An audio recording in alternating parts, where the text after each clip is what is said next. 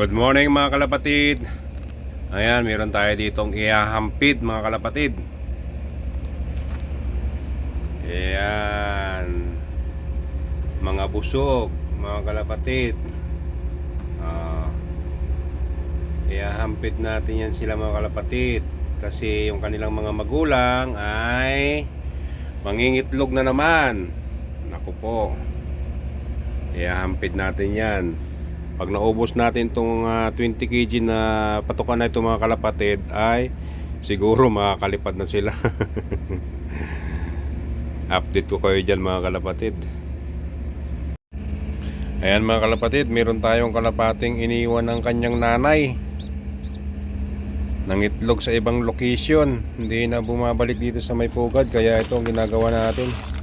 Sinusubukan natin mga kalapatid. Oh, buhay na to.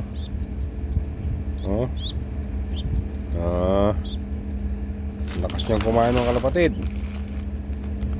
Pag naubos niya itong isang sako na ito, siguro malaki na yan. Malaki na ng butso niya, oh. Malaki na mga kalapatid. Pag naubos niya itong isang sako na 20 kg, malaki na yan, lilipad na yan. Lakas kumain, oh.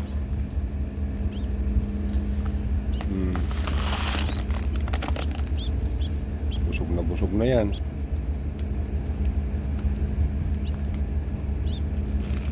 Tama na. Laki na ng butsi mo. Update ko kayo mga kalapatid pag ito ay naka-recover ang ating young bird na to. Sisiw ni Iran at ni Saudi boy. Wala eh. Iniwan ng nanay eh. Nangitlog na agad sila mga kalapatid eh.